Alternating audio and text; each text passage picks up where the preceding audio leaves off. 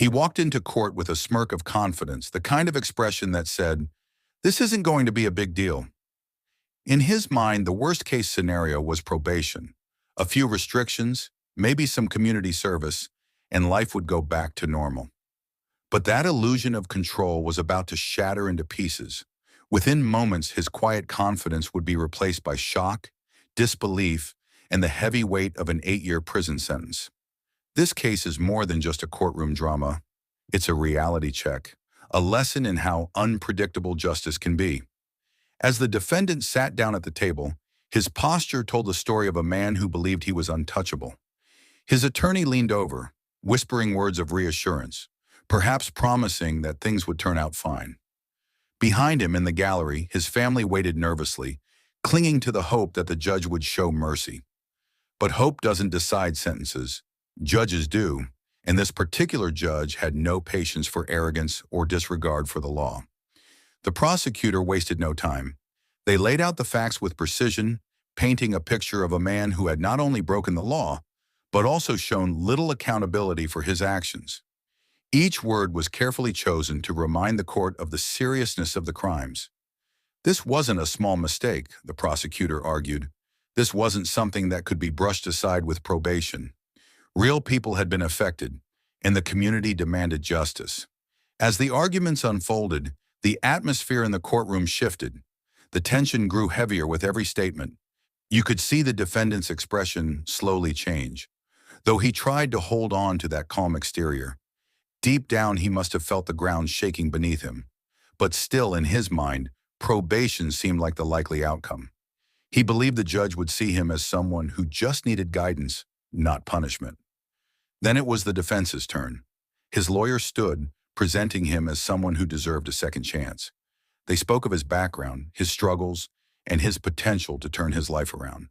They pleaded for leniency, for probation instead of prison time.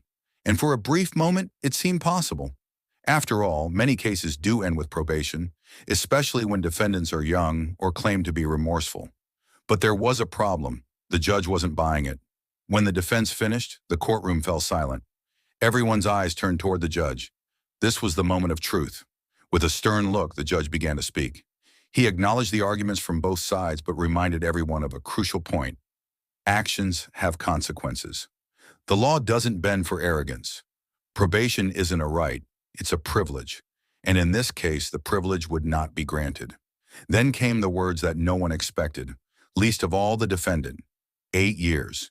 8 years in state prison. The words echoed through the courtroom like a hammer striking steel. The defendant's jaw dropped, his eyes widened, and for the first time his confident facade crumbled.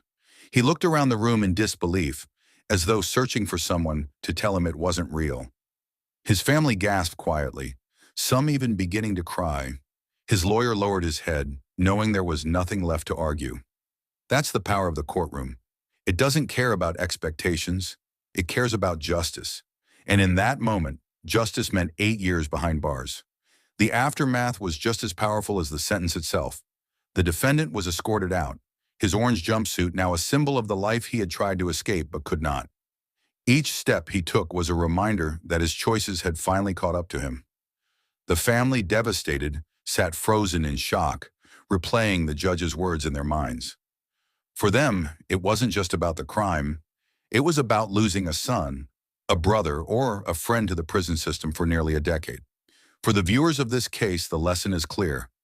Never underestimate the seriousness of standing before a judge. Many defendants believe they'll get a break, that probation is guaranteed, but judges are tasked with protecting society, not granting wishes. They consider the evidence, the victims, the defendant's history, and the potential risk to the community. And sometimes when the weight of those factors is heavy, probation isn't even on the table. Prison is the only option. So let me ask you this. Was the judge too harsh, or was the 8-year sentence exactly what justice demanded? Some will argue that rehabilitation is more important than punishment. Others will say that without accountability, the cycle of crime never ends. What's clear is that the courtroom is a place where lives change in an instant. Sometimes for better, sometimes for worse.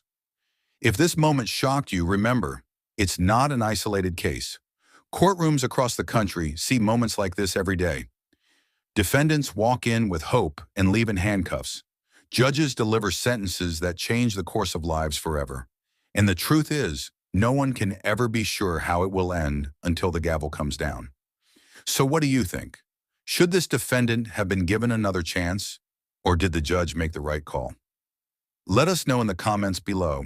And if you want more real courtroom drama, more moments that remind us just how unpredictable justice can be, make sure to like this video, subscribe to the channel, and hit that notification bell.